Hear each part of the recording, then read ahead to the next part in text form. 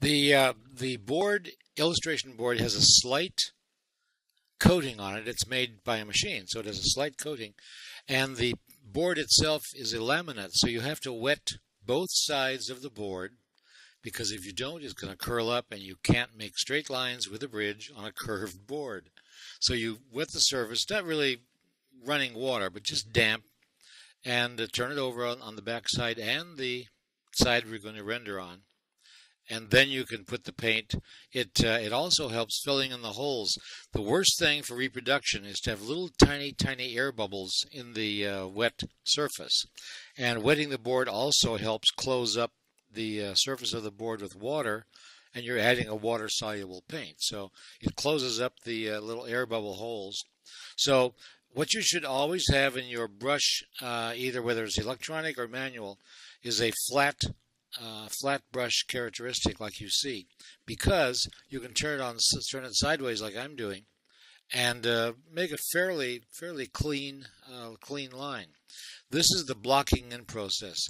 The thing to do, because you're dealing with a white board in this case, is to destroy the white board as soon as possible all over the picture surface.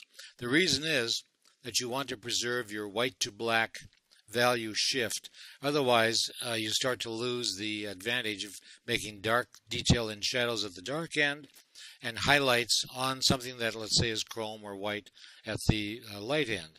So you block in the entire rendering as fast as possible, and this is why it's so valuable to have pre-mixed colors, because you can just dip your brush in. When you get all through destroying the white board, you're ready to start on your second pass, which is detailing, and you can adjust the colors you've already mixed as you go. But this speeds up the process of blocking in the entire board as fast as you can. This brush I'm using, you can see in the demo, is about half an inch across, the flat brush. I've used them if I'm doing a 20 by 30. This rendering is 15 by 20. If I'm doing a 20 by 30 inch size, then I'll use about an inch wide flat brush, or an inch and a half even, to rapidly cover the board with paint. Actually, if I could paint this fast, I'd make a lot of money. But you can see I'm wetting the brush, because the texture, the viscosity of the paint onto the board is critical. If it's too wet, it'll run. If it's too dry, it makes a texture. So in gouache in particular, the consistency of the paint that you're putting on is very critical. That's why you'll see me sort of flatten the brush or wipe it on a board offside to get the end of the brush to the right tactile consistency, putting paint on the board. It's a messy process. And I'm very aware of the electronic algorithms that allow rendering electronically on a Cintiq or a Wacom tablet. But you can still adjust the liquidity or the texture with the various electronic algorithms, which I admire very much. It's very clever that they've been able to do that.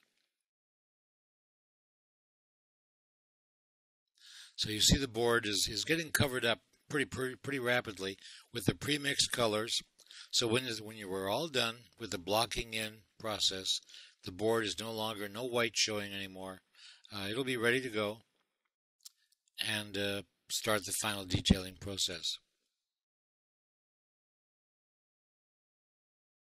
You can see the advantage of having a flat edge brush, because you can carve out fairly accurately.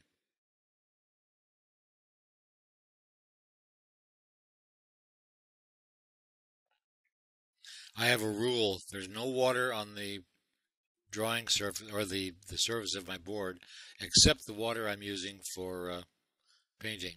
I'm re-wetting the back of the board again to keep it flat, because I'm putting more water on the front in terms of the paint. So the next stage is to trace the line drawing back over what you've just blocked in, because now you're going to start to construct the final detail series of paint applications. This is the shadow line angle, and so I can block that in accurately. And later on you see me using a bridge, which is a plastic, kind of a rectangular piece of plastic on little feet to make straight lines. It's the only way you can make straight lines with a paintbrush, is to run it along the edge of a bridge. So I'm redefining some of the key lines, or object lines in the picture at this point, because we're going to go back in and start to make a more precise color fill in the areas that make up the picture. What I've left blank is the basic color for the hotel, which is that blank space to the right of the big oval shape of the dirigible. Now I'm blocking in the overall shadow line. And by the way, you saw me tape. I taped the edges about, 1/8 of an inch in from the edge. That one, it's maybe silly, but when you're all done, you peel that tape off, and you have a very fine white frame edge around the piece of art, and I like that. There's the shadow of the tail being cast on the surface of the landing basin. And now I'm roughing in the outline of the cast shadow from the dirigible itself.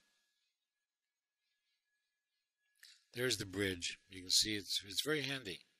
And you can make a slightly curved line with the brush on the bridge by simply moving your wrist or your hand in and out. And you can make a very, very smooth, very controlled edge. So we're filling in the shadow. Now this is speeded up, of course, but in real time, this only took about 35 minutes. So the last thing to fill in is the hotel blank spot, that local color, and the sort of the base chrome color of the dirigible itself. Here's the base color for the hotel going in. So this is going to take care of the white board showing through on the hotel part, and the only white we have left to cover up is the area of the dirigible itself. That'll be next. All these colors that you see in those little cups, they were all mixed to match the picture colors that I created on the miniature.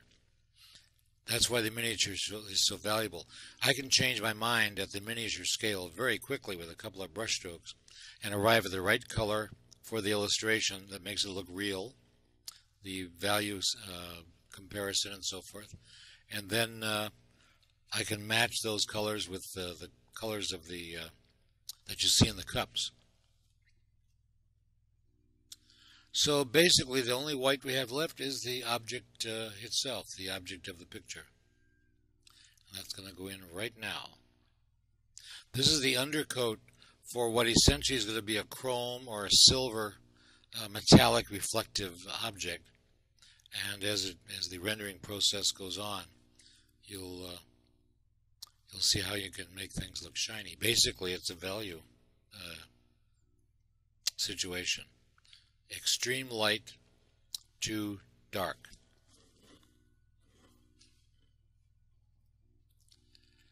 And we're just about ready to close up the last big white space on the board. And now we're ready to really make a picture.